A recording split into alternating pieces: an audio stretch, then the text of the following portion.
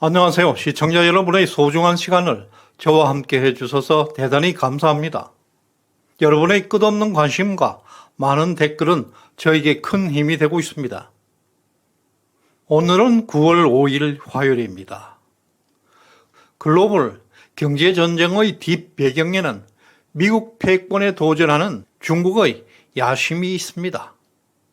시진핑의 1대1로 프로젝트는 지금 저개발 국가들에게 무덤이 되고 있습니다. 국제적으로 사채업자가 되어버린 고금리 대출, 부채의 덫, 그리고 절망적인 경제 상황에 빠진 중국의 1대1로에 대해서 충격적인 진실을 추적해 보겠습니다.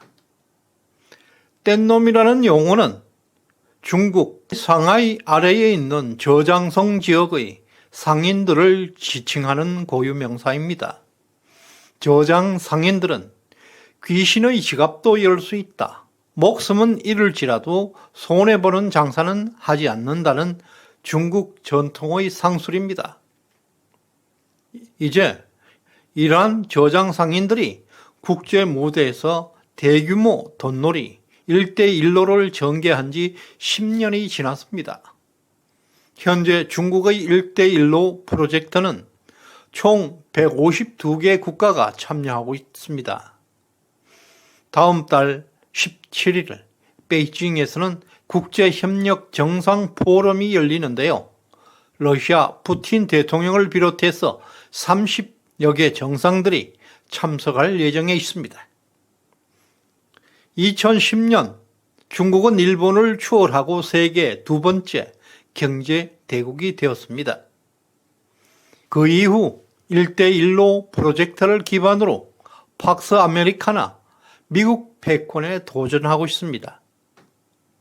조선일보 보도에 따르면 중국의 1대1로 계획은 지금까지 누적 투자 총액이 9,620억 달러, 한국 원화로 1,400조에 달하고 있다고 합니다. 아프리카 지역에서는 55개 국가 중에서 37개 국가가 이 프로젝트에 참가하고 있고, 중국의 해외 지원 대출금은 IMF 기금의 60%에 육박하고 있습니다. 그러나 1대1로에 참여한 국가들 중 23개 국가가 높은 이자율 때문에 대출 상환에 어려움을 겪고 있고 국가 부도 위기에 처해 있다고 보도하고 있습니다. 2017년 스리랑카는 한반도타 항구의 지분 80%를 중국에게 양도할 수밖에 없었습니다. 잠비아는 66억 달러의 대출을 받고 난 후에 과도한 부채 비율로 인해서 IMF나 다른 금융 지원을 받는데 어려움을 겪고 있습니다. 또 지부티의 경우 2016년에 대외 부채가 GDP 50% 수준이었지만 단 2년 만에 85%까지 폭증했습니다. 이 부채 중에서 70% 이상이 중국에 대한 부채라고 합니다. 그리고 중앙아시아 국가들 역시 대부분 중국의 부채 함정에 빠져 있어서 1대1로에 참여한 여러 국가들이 연쇄적으로 부채 위기에 처할 가능성이 제기되고 있습니다. 영국 BBC 방송은 중국의 1대1로 프로젝트에 대한 심층 분석을 오랫동안 해왔습니다. 중국의 1대1로에 대한 장단점에 대해서 경고해왔습니다. 2021년 기점으로 해서 중국은 18년 동안 165개국에 총 13,427개의 인프라 프로젝트에 대해서 누적 총액 8,430억 달러를 대출하고 있다고 보도하고 있습니다. 2022년 말 현재로는 이 누적 대출금이 1조 달러에 육박하고 있습니다. 중국의 공식 해외 지원 대출금은 매년 평균 850억 달러, 이는 미국의 370억 달러보다 2.5배나 더 많은 금액입니다. 그러나 중국은 파리클럽과 같은 국제 원조와 대출금을 조정하는 국제기구에 가입하지 않고 있어서 중국의 해외 지원 대출금에 대한 투명성은 상당히 떨어지고 있습니다. 이로 인해서 중국의 비공식 해외 지원 대출금은 3,850억 달러에 달한다고 추산되고 있습니다. 2022년 6월에는 BBC 추가 보도에 따르면 중국은 현재 세계에서 가장 큰 단일 채권 국가 중의 하나로 꼽히고 있습니다. 지난 10년 동안 중국은 저개발 국가들에 대한 대출금을 3배나 확대시켜서 2020년 한 해에만 1,700억 달러, 한국 돈으로 240조나 저개발 국가에 뿌렸습니다. 결과적으로 적어도 40개 국가 이상이 자국의 GDP의 10% 이상을 중국의 부채로 인해서 허덕이고 있습니다. 특히 지부티, 라오스, 잠비아, 키르기스탄 등 중국에 대한 부채가 GDP의 20%를 넘는 상황에 처하고 있습니다. 이로 인해서 중국은 저개발 국가들에 대한 지배력을 늘리는데 부채 함정을 전략적으로 활용하고 있다는 비판을 받고 있습니다. 실제로 스리랑카의 경우 중국의 투자로 한반도타 항구 프로젝트가 건설은 되었지만 과도한 투자로 인해서 부채 함정에 빠져 결국 2017년에 99년 장기 임대 형태로 항구의 70% 지분을 중국에게 양도할 수밖에 없었습니다.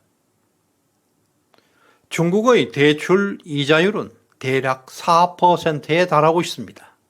이는 월드뱅크나 프랑스, 독일 등 서방 진영 국가들의 대출 이자율보다는 대략 4배 이상 높은 수치입니다.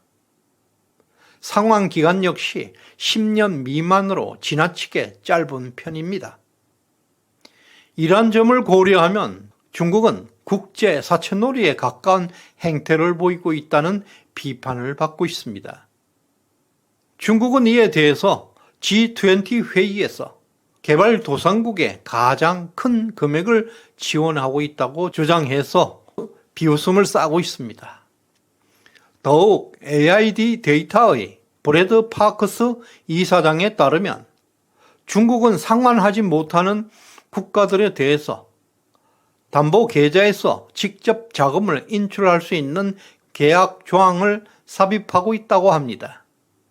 이렇게 함으로써 중국은 대출받은 국가들에게 대해 강력한 재정적 통제와 지배력을 강화하고 있다는 분석입니다. 현재 중국 경제 상황이 총체적으로 악화되면서 1대1로 프로젝트에 참가한 국가들에게도 경제 위기가 도미노처럼 번지고 있습니다. BBC의 보도에 따르면 이러한 국가들 중에서 40개 이상의 나라가 채무 불이행 위기에 처해 있다고 보도하고 있습니다.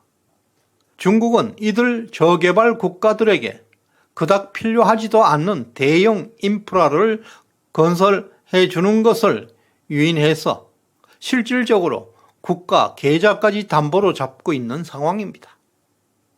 무엇보다도 목숨보다 재산을 중시하는 중국의 저장상인의 장사꾼의 전통에 따라서 1대1로에 참가한 여러 국가들이 경제적 위기에 휩싸이고 있습니다.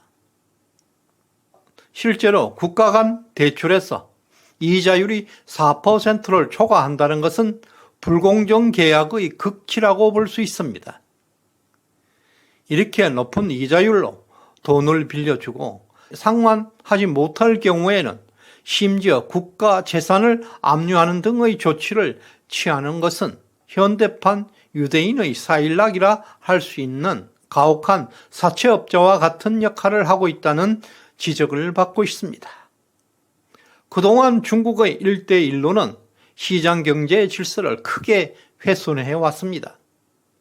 1대1로의 붕괴는 자유 경쟁의 원리를 회복하는 의미입니다. 우리에게 새로운 기회를 제공하게 될 것입니다. 오늘 후원해주신 전은주님 진심으로 감사드립니다. 끝까지 시청해 주셔서 감사합니다.